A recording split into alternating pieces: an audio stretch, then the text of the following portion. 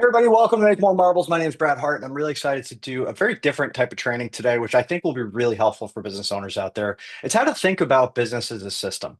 And systems are everywhere all around us. We live in systems and we work in systems, we drive in systems, but we don't really ever stop to think about how those systems were designed, what the inputs and outputs are, how they work together, and how people get value from them. And a business, when you really break it down to, is just a system that adds value to people in exchange for money. It does other things too, but I think that's a really simplified way to think about it. And the more efficient that system is, and the better problem it solves, and the more marketability it has, the more demand it has, the more profitable it can be. So just thought again, said simply is like the system is designed to add value to people, and at scale and more efficiently, it can add more profit to the owner and to the constituents, the shareholders, so on and so forth. So if we just think about a business very simply in those terms, it starts to become a really simple thing. And I feel like also most people don't, they're always chasing the next hot thing and they're always reacting to information that they receive, and they're not always contextualizing it in history or in things. Like human beings have been doing human things for a very long time,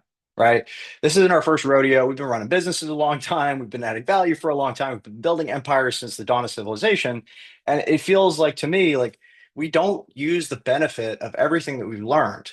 And we don't take the time to actually sit down and think about these systems as a whole and what we're designing and how we're designing it and why we're designing it that way. And we just kind of react to whatever shows up and we do our best to patch the leak and maybe move on to the next thing. And the really, really successful people I've met, the people who make tens of millions, hundreds of millions, and billions of dollars, they're not just chasing the next cool trend and they're not just doing the next big thing, but they're approaching it with a systematic thinking style. They're approaching it with how can I design a better system that serves more people with less friction and more trust and more value. And then they fuel that system with incentives. So the fuel of this whole engine is incentive. So I'm going to take some time today and break down some of these ideas. I looked for some of the books that are really great on this. And I didn't really see anything that was super accessible. I mean, you have like Thinking in Systems Design. There's a woman that wrote it. She's passed away now in 2001. That's a really great book. I apologize. I don't have her name top of mind right now. Let me find it actually real quick. Thinking in Systems is Donella Meadows. If you check her out, it's a really dense book, but it's got some amazing principles. I'm going to capture them here and kind of lay them out for you, but all the props in the world to her. She has now passed away, so rest in peace. And many, many other thinkers throughout time. But this is a book that's really influenced me. And I've had mentors like Sam Ovens and others that have explained this very simply to me. And I think you deserve the benefit of that as well. So if you're willing to give me 25 minutes, I can probably break down most of the big concepts, and this will have far reaching echoes and implications in what you do for the rest of your business career. So I want you to be as successful as possible. It helps the world. I'm not a zero sum game kind of guy. I'm a positive sum game kind of guy. So I want to make sure you have this too. And while you're in this mode here, I just want to take a minute to get you locked in, dialed in, and also just ask you if you wouldn't mind helping us out. We are a small channel. We're looking to grow and reach more business owners and help more people. So if you could take a moment to like and subscribe and do all the things, hit the bell, whatever you do on YouTube or whatever platform you're on, I'd really appreciate that. That super helps. All right. So I'll leave a comment too. I'd love to get questions. All right. So let's dive into this and teach some stuff. I think this is going to be really great. I'm going to go over to the whiteboard and we're going to get going here. So if I go over there, that's the wrong one. If I go over here, here we go. Bada bing, bada boom. Here we are. All right, great. So you should be able to see my whiteboard. I went to a simpler version of my setup recently, so hopefully it all came through.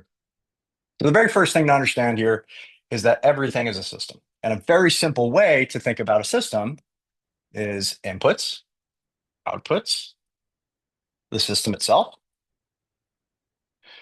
And this is probably intuitive for most people. I think they mostly get here. But what they miss is this piece, the feedback loop, right?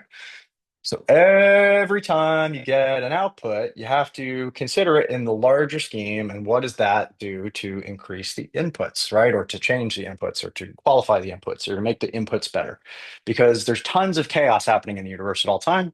We're trying to create a little bit of order that ultimately adds value to people in exchange for money, which allows us to get our goals.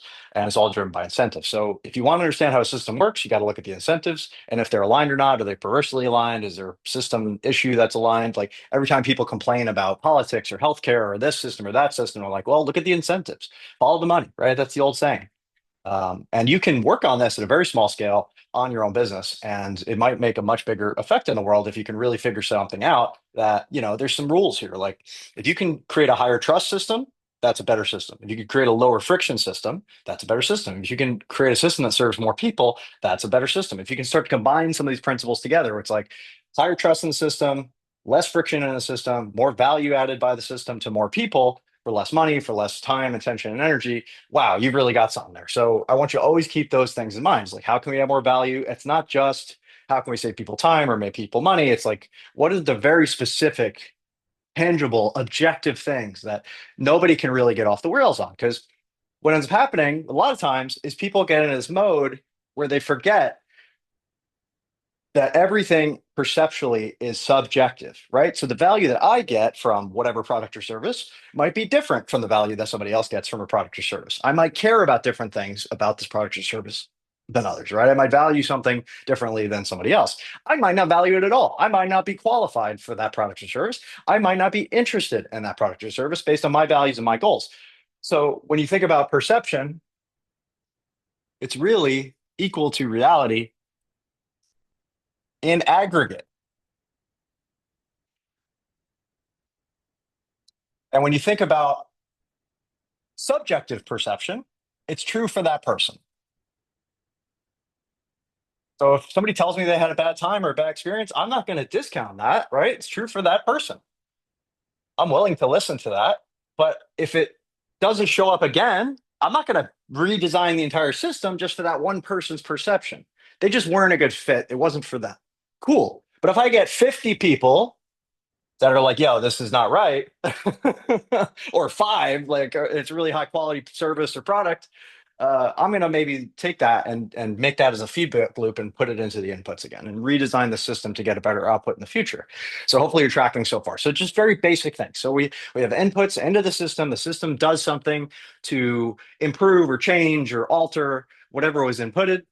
And then the outputs come out, and then you establish a feedback loop based on these ideas, right? We know incentive is driving this thing. We know that customers want to get more value for their money, or at least fair value for their money, of what they've invested as far as time, energy, attention, and money. All those are important. We want to make sure that the owner is incentivized to make this as profitable as possible so that they can not only pay the bills, but ultimately generate wealth. That's the reason I got into business. We want to make sure that employees and contractors are all incentivized to make this engine run and to add as much value as possible, right? So just putting that out there to start, we have our inputs, we have our system. This is what we control, right? Right here. We can influence this. We can have hope and vision and all that great stuff. We can influence this and we can control this, right? We can control how we perceive this data that the inputs are giving us into our new strategy, for lack of a better word, right? There's more to it that allows us to create a different thing. So this is our locus of control, our locus of focus, if you will. These inputs drive the system to make outputs, and all of that drives the upgrading of the system. So I think that's a good place to stop there. But let's go deeper into what this actually means. So let's dig into the first thing here.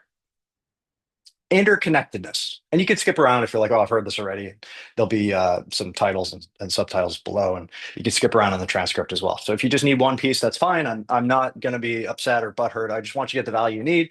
But really, if you've never encountered these ideas before, I think this is worthwhile use of your time. So please keep going and just listen and absorb and start thinking about this stuff. And maybe start to notice like, oh, this is something I've never even thought about before.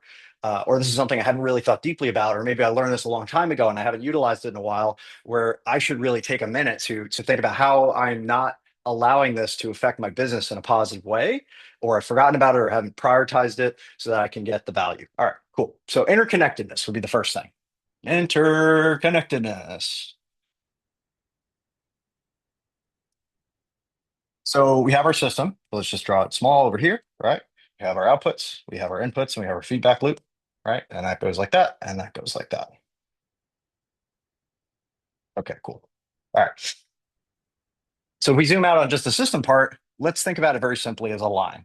And there's a line with a bunch of events that happen. And we're going to do it from the customer's perspective because who are we here to serve? Who do we add value to in exchange for money? The customer, the client, the person who's actually paying for the whole shindig, right? You're not going to have a business that serves nobody because it wouldn't make sense and it wouldn't be profitable and it'd be a complete waste of time. That's more of a hobby than a business. And there's nothing wrong with a hobby, but we're here to build a business. So let's say we can split this into different phases. So we'll call this attention, time, and money. We'll call this top of the funnel, middle of the funnel, and bottom of the funnel. These are just some ways that I think about this. These are frameworks. Again, the map's not the territory, but if you have enough maps, you start to understand the territory.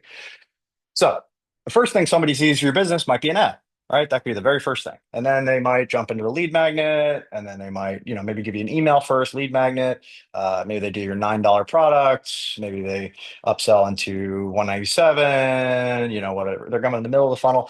It's really about, okay, what got their attention enough for them to stop and take an action, give you their email, jump in. They like what they got for their attention. They're giving you a little bit of money. Now they're going to spend some time maybe. I think this is the most important. Like these could all happen out of order totally. There's different types of buyers, but it generally works like this. If I like what I get for my attention at the top of the funnel, I'll give you more of my time. If I like what I get for my time, I will give you more of my money. People, by and large, are more likely to spend time than they are money, even though time is a more valuable resource. That's just how people are. You can't argue with human nature. So time is like where I'm spending time digging in your webinars, your content. You're going down the rabbit hole on my YouTube. You're watching all my videos, which I hope you are. Thank you for liking and subscribing. You're getting involved because you liked what you got for your attention. Now you're going to spend time. And if you get value for both of these things, now you consider spending money. You'll go to buildwithoptimus.com. You'll check out our offers. You'll check out Build a Mastermind. You'll check out my books in the description below. You'll look at all of that, right? And I have no shame about pitching people because at the end of the day, some people are right for me, some people are not. But if I don't tell people what the hell I have, how can I ever help anybody, right? Nobody knows until I tell them. So back to this. So every one of these things has a conversion rate, right? So maybe it's like 30% here, and it's like 15% here, and it's 50% there, and it's 70% here, and whatever, right? And on and on we go. So every time we make a change, everything is interconnected. So what does this mean? This means that at the beginning of the funnel, if we make a change here, let's say this goes to 35% and it improves, all of this gets better. If it goes down, all of this gets worse. It's all interconnected. And if you can improve something even tiny, like 5% here, right? In the beginning of this, well, that multiplies, it compounds. Every single one of these conversion rates gets slightly better. And by the end of all that compounding times all these steps, it might be 2 to 3 times better, right? That's pretty cool. I love that about business. It's these little compound effects that, little hinges that swing big doors. So when you're thinking about your business and how you're going to optimize the system that it is, I want to make sure that you're focusing on the right things. So some of the rules would be, all right, focus on the front first. I'm going to focus on the front of the funnel, which is going to affect the most number of people. And then I'm going to worry about this stuff, not less, but it's just in order, right? In priority, right?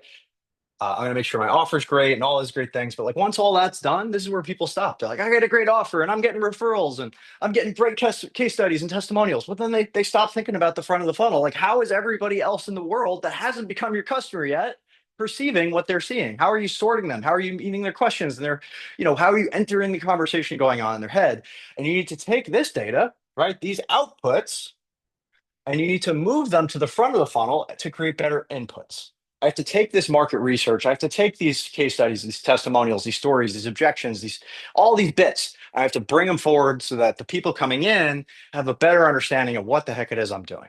Right. So the best companies in the world that you see, they create advertising that has testimonials and case studies and all this great stuff because that's what people want to know. They want to skip to the end and understand, is this right for me or not? Should I give you more than 10 seconds of my attention or any at all? Like it's hyper speed now. Like the second I see an ad, I can tell if it's for me or not. And that's what I want.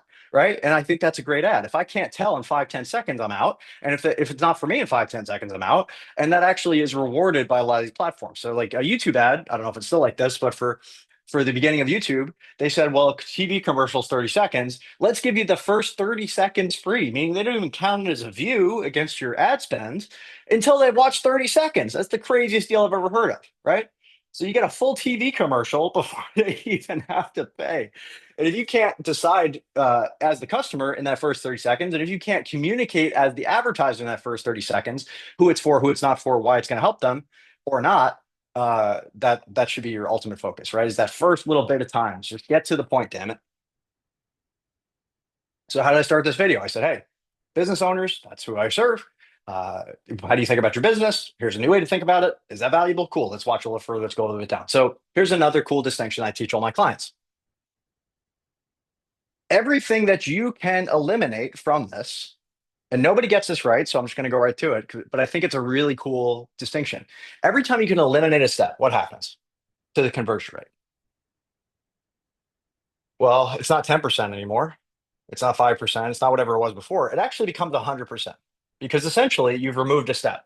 So instead of 10 steps, maybe you delete two, now you have 8 steps, right? So 10 goes to 8, now you got 8 steps. And every one of these, no matter what the conversion rate was, is now a higher converting funnel overall, a better business overall. So the simpler you can make a business, the less steps you can get the result, the less steps it takes to get the output, the better, right? So before you change anything, consider eliminating something, right?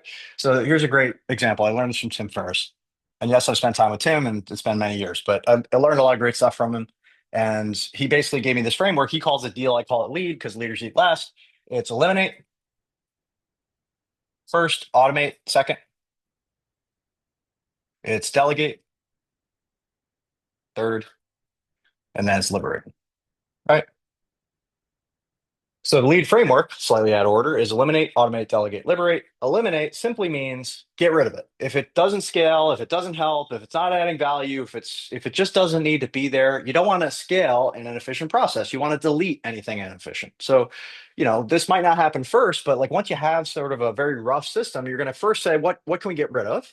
Secondly, what needs to happen? What can't we eliminate, but we need it to happen and can be done by software, automation, robotics. This is where AI and automation come in, right?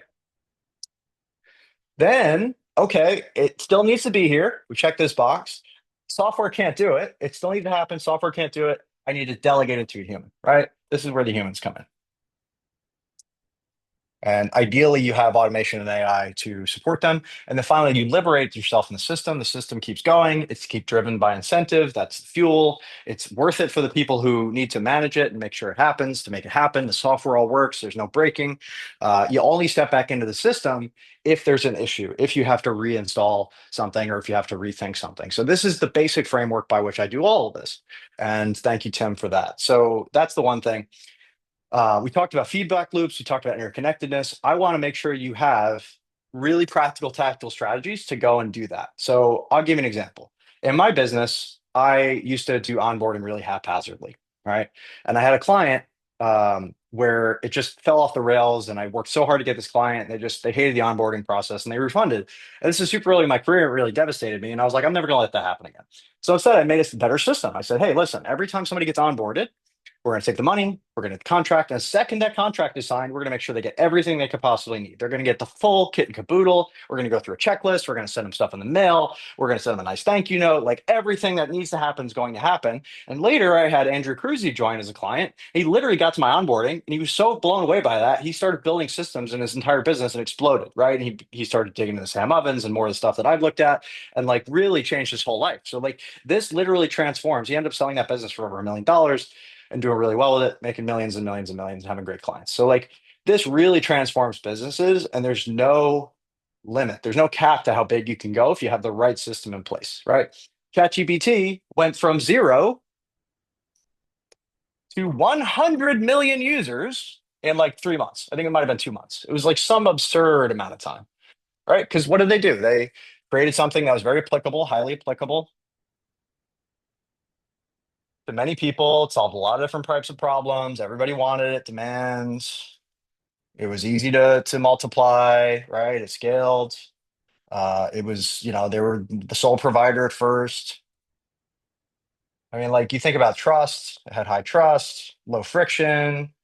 Like all of these things came together to become a confluence of like, holy shit, ChatGPT is awesome. Everybody wants it. And now it's like reinvigorated my love of entrepreneurship. Like I love this stuff. I love building stuff for entrepreneurs. I love helping small businesses to thrive because, small businesses become big businesses and they change the world, right? It's a really important thing. So for me, this is like an unlock of epic proportions for a lot of different ways. And they deserve every bit of success they got. I don't need their pro account for most of the stuff I do. I still pay them more money because I feel like it's worth it, right? Even if I pay them 200 a month, 500 a month, 1,000 a month, like they've added so much value to my life. I'm able to get stuff done in 10% of the time it used to take. It's mind blowing because everybody gets habituated to what was so quickly and they forget how it used to be, right? Especially with these newer generations, like they didn't grow up in a world without the internet like I did. Like I can remember when I had to do everything by paper and pen. I had to, calculators were not allowed. I had to go to the library to look stuff up. I had to drive places. I had to think about stuff. I had to go and be in solitude and nature and work through problems. I had to worry about crazy assholes in my neighborhood. I didn't have anybody to call. I didn't have anything to figure out, right? So at the end of the day, I had to figure it out. You have to figure it out with the new tool set, and it's shifted, but like the lessons are still valuable. Thinking deeply about how you build something is just as important as building it, and you have to be able to balance those two out. I guess that's what I'm trying to say. So next thing to understand here is stocks and flows. All right, stocks and flows. What's a stocks and flow, right? So people think about stocks and flows in a couple different ways. This is a little bit nuanced. Some people might tune out, but I think it's really valuable because I find myself slipping all the time. I'm great at giving advice. I'm always great at taking my own advice. So don't hold it against me, hopefully. But I actually started thinking about this recently and I was like, okay, if I were to think about stocks and flows in a new way, how would I do that? So stocks and flows to me are really a function of, just a second here, I had my notes.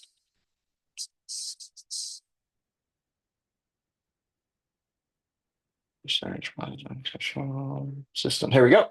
All right. Thank you for the patience. I do appreciate it. So, the first example of a stock would be like your lead pipeline. So, how many leads you have in your pipeline that you haven't yet turned into customers? Second one would be client fulfillment. Third one would be cash in the bank. So, let's just do a couple of these right now. So, let's do leads, clients, cash. We could say talents could be one of these, or like capacity for your team, right? And these are like different bathtubs or different silos that things accumulate in, right? So we've all seen businesses have different levels of glut and different levels of dearth, if you will, to use really fancy language, or areas of plenty or areas of lack. And that changes over time. So, like leads, sometimes you have a lot of leads and sometimes you don't have too many. Sometimes you have a lot of clients and sometimes you don't have too many. Sometimes you have a lot of cash and sometimes you don't have too many. Maybe more people would like that problem. And then sometimes your team is fully booked and it's crazy and you're at capacity, and sometimes it just isn't. But every single one of these is like a bathtub with a little faucet on it, right? Just say that's a faucet. And they flow into the bigger engine, which is this system, which we described before. I won't redraw here, but it's essentially inputs, outputs, system, and feedback loops, right? So as we're adding these things and taking these things away and thinking about these things, we really want to understand like where is the actual problem. So first we got to map it. So if we map it first, we understand our different systems, you can kind of give yourself a very rough score based on like, where's my business at? And you can do this multiple times. You can say, okay, well, right now at this moment, at this snapshot, I have a bunch of leads I haven't followed up with. My clients are in a good place. My cash reserves are a little low, and I have more capacity with my team, right? And let's just say that's the scenario. Well, just based on that scenario, I'm going to focus on closing more deals, right? Because clients are happy. I don't have enough cash. This is low. I can't be sitting around on my ass. I need to go and convert more of these leads. So I'm going to make that happen. Or maybe you have to take a step back and say, all right, I don't have enough leads right now. So none of these other things are full. So I got to focus there. So it's like most business owners I meet, more than half are like, I don't have enough leads, I don't have enough leads, I don't have enough leads. But they're not taking the time to really diagnose the problem. They're not looking through every single part of their business and saying, well, I could probably get more leads more easily if I had a better offer, if we did some more R&D, if we did a little more market research, if we did a little more customer fulfillment and customer work where we like really go into their business and tinker and figure out what's what. I've been doing a ton of that this year. We've identified 31 different tools. We've built 19 of them for small businesses, all AI first principles, right?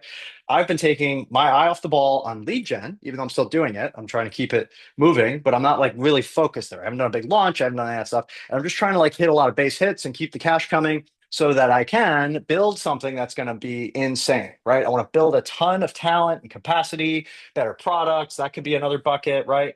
R&D, product, all that stuff, so that when I finally go hard again on leads, I got something that nobody else has. I'm running my own race at this moment because I'm thinking about this in terms of stocks and flows, right? So I've had to pay attention to the cash flow, make sure that stays stable. All right. Sometimes it got a little wonky, right? Because I was changing my focus. I had to make sure that the leads that I had were being followed up with because I didn't really have a lot of margin for error there because I wasn't willing to invest a ton of money and time into that. I had to make sure that my clients were really well taken care of. So I was making sure to bring in client success people and make sure to like consistently check in with people. And I'm only one guy, so I have my team doing this too, and really managing all these different stocks and flows. So, what if you're in a situation where you have a ton of cash, right? This doesn't mean you take your eye off the ball or you just go on a beach. You're now thinking about, okay, if all things are equal, I want to reinvest this into more leads, which you just will leave some more cash. Like you got to keep this going at a certain level. If I have too many clients and my team is overwhelmed, maybe I got to slow down a little bit on sales and leads, and I got to like focus there. So this is just another thing that we have to consider as we break this system further apart. So if the stock is your leads and your inflow and outflows, or ads, referrals, SEO traffic, if your outflow is sales, conversion, churn, like you want to make sure that you actually spot the problem. Is your inflow consistent or spiky?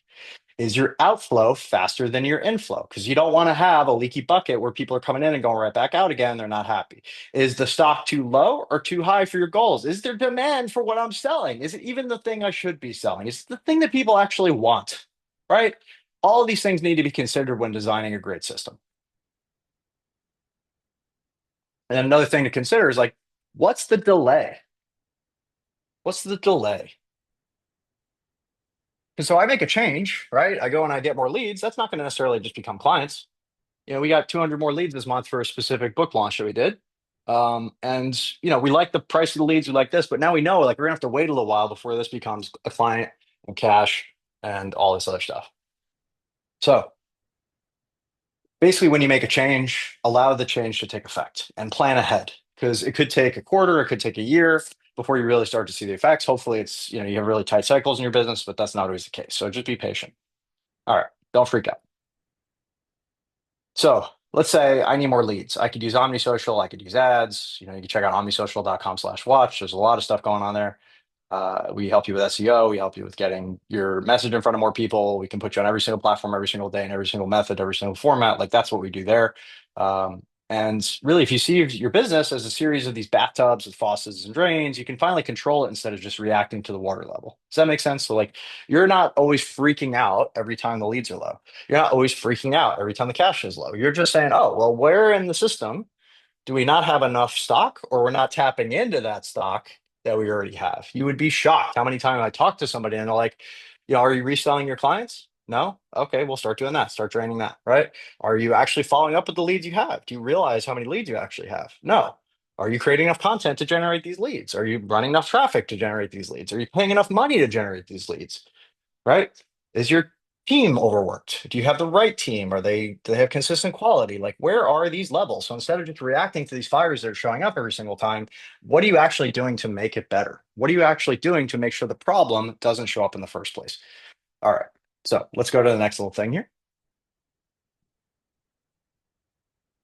Next thing I want to talk about is the idea of leverage points, right?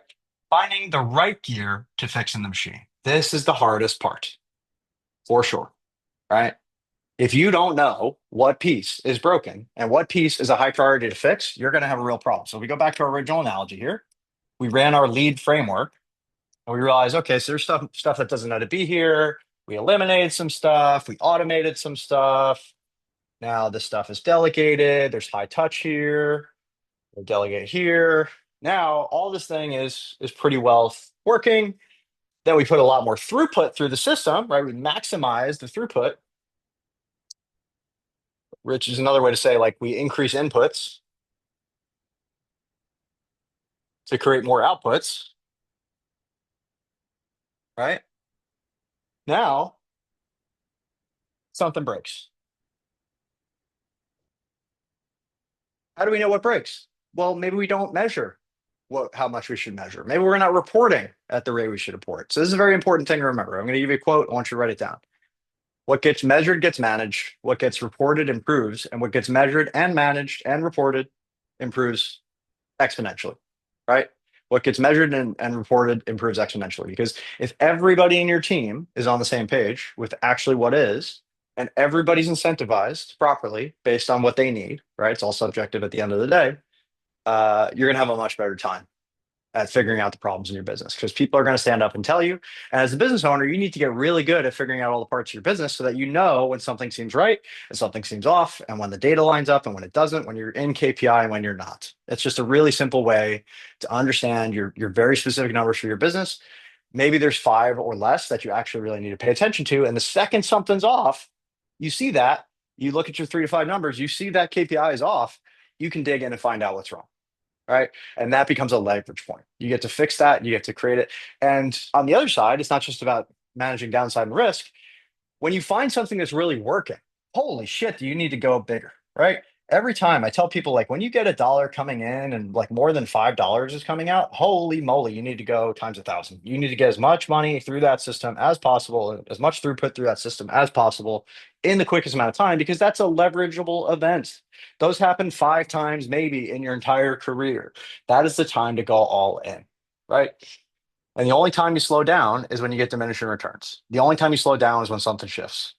Right? As long as that stays true, you keep going, because at every point in that puzzle, you have an opportunity to make everybody who's playing this game fabulously wealthy in terms of value to customers.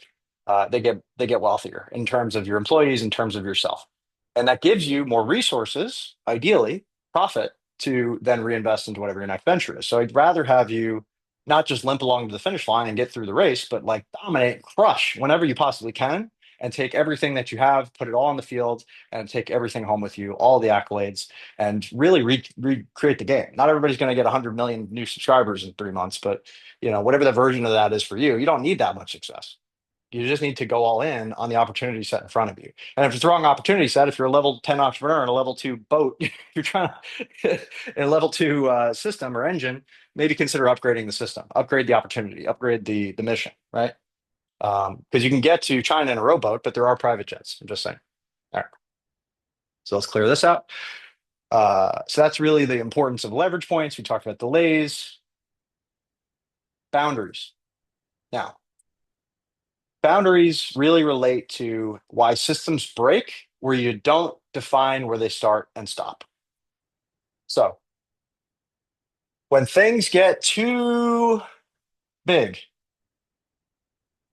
we try to be everything to everybody. That gets really messy. You are not responsible for every second of every person's life. You're not responsible for everything that ever happens in somebody's life. You're not trying to solve all their problems, because most of their problems are self-inflicted anyway. They're problems of perception. They are problems of uh, you know, non-objectivity. They're not even problems, they're stories. A lot of them. I'm not saying all of them, but a lot of them. Like, you got one leg, that's a problem. You can still solve it, but it's a problem. It's how you feel about it, it's how you work with it. But if you are a perfectly healthy human being in 21st century America and you're making some sort of income and you have a place to live and food and shelters and utilities, like, you're already doing better than most of human civilization for most of time. Period, full stop. So most of your problems are bullshit. Sorry, they just are. They just are, right? It's like everything is relative to our current situation. And the worst thing that's ever happened to you is the worst thing that's ever happened to you. So it's not your responsibility as a business owner to solve every problem that everybody ever has. You have to create boundaries. So if you think about this as the timeline and the possibility of every problem that everybody's going to ever have, like, you are really trying to solve this one. That's it. And the reason you get jacked up is because you start to bleed. You start to bleed into other areas. You start to make it there when it should just be there. The tighter and narrower we can get, where it still adds value, go all in there. Go as narrow as possible. That's what people talk about when they say niching down. That's what people talk about when they say serve a very specific audience with a very specific problem, ideally a very qualified audience that will pay for that solution. That's what they're talking about. Is if you let your boundaries bleed too much, you lose track. So what does this mean? This means you have to get okay. And this is hard for me. I can give this advice, but I have a hard time taking it. You have to allow people to get upset. You have to allow people to have their own experience. And sometimes you become the bad guy in that experience. And that's not because you're not trying your best, and it's not because you don't have the best wishes and you want to add the most value. It's just because you have to come to terms with the fact that you can't help everybody do everything, and sometimes it's better for them to solve it on their own. And everybody's got God in their corner if they want it, right? Like I have a great relationship with God. I let God sort out the details. Just keep me on mission, keep me on focus, and make sure that I have what I need to stay focused. Right. So uh, that becomes a boundary conversation. I think every great relationship is three things. And this is relationships on a small scale, transactional scale, all the way up to like really high value relationships with investors and clients is like agreements, boundaries, which we just talked about, and clear communication. Every time you're having a people problem, it usually falls under one of these three categories. There is no clear agreement. So this is versus expectations, versus stories, versus perception, versus any of that. Now, what did we agree to? That's what we're going to stick to. Boundaries is when people step over that line, you or them. This is when they start to ask of you things that are not in the agreement, or expect things from you that are not in the agreement, or snipe you for shit that you never talked about, or because they have some issue that they're taking out on you. Because it's a failure and responsibility. They haven't taken 100% responsibility for themselves. So every conversation that I have with a client that begins a relationship, it's like I try to remind them as consistently as possible, as lovingly as possible. It's like, hey, I'm going to clearly communicate this to you. We have an agreement, we have boundaries, we have clear communication, and I have a way that I operate. I will always communicate. I'm not going to leave you hanging. And all I ask for is for the benefit of the doubt. Like, just don't make up a story about me. That's not true or not kind. I'm trying to be your friend. I'm trying to help. And at the end of the day, I got my life, my business, and all the things that you're dealing with on top of all the things that I'm dealing with.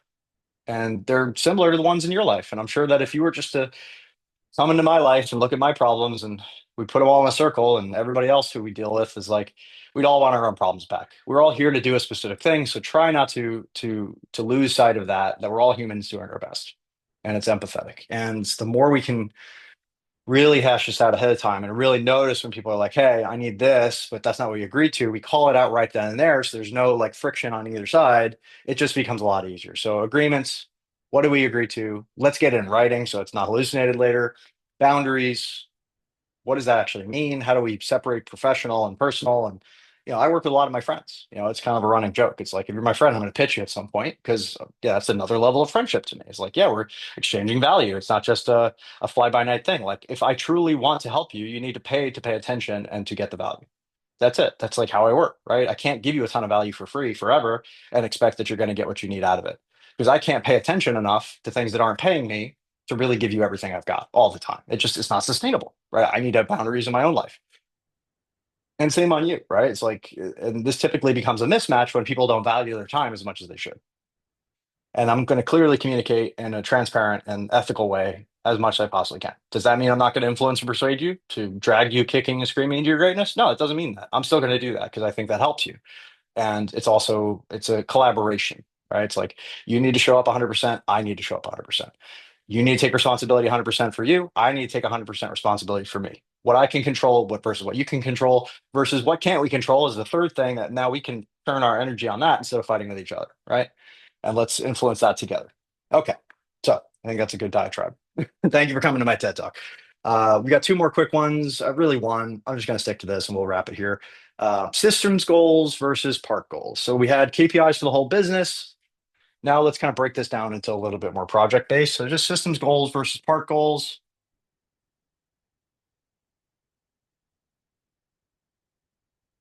What's your goal for the whole system? I want to make $1 million a year. That's what everybody tells me. So I'm just going to go with that. Okay, great. And what's your part goals? Okay, well, on my leads front, I need to do XYZ. I need to do something XYZ on my sales side, my ops side. I need to upgrade my offers, right? So these become parts goals. And the more clear you are about the system as a whole and how all the parts work together and all the goals for the parts and all the goals for the system, the better time you're going to have. How you think the system works changes what you fix. So make sure that you're always paying attention to what's actually working and you're tightening what works. Your flexibility, you have resilience and adaptability. You're really paying attention to all these pieces and you're not missing anything really important. Um, so Remember, inputs versus outputs, stocks versus flows, feedback loops, leverage points, delays, sub optimization. Let's say in a business we added automation too early, we broke fulfillment, it churned leads, right? Those are things that come up. Or, maybe we had the simple SOP and feedback loop. We freed up 12 hours a week and reinvested that time into content, right? We made the engine bigger. We increased the input. That's a positive outcome. Finding the right leverage point. Sometimes that could be just as simple as changing the pricing model and we could double MRR. We didn't change the offer. We didn't change how anything else happened or even how we communicated it. We just changed the price point. You would be shocked how many times I just come into somebody's business and I help them raise the price and they give themselves a 30% raise and then don't have to change anything else. They just made it more valuable and got better clients. Blows my mind every time. I want to create a consulting offer where people pay me $10,000. I tell them to raise their prices and get the hell out of my life. And they'll make it back immediately. It's a huge ROI. All right. So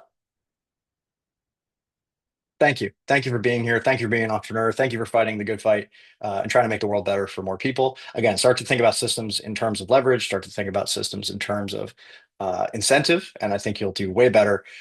You may have to revisit some of these points.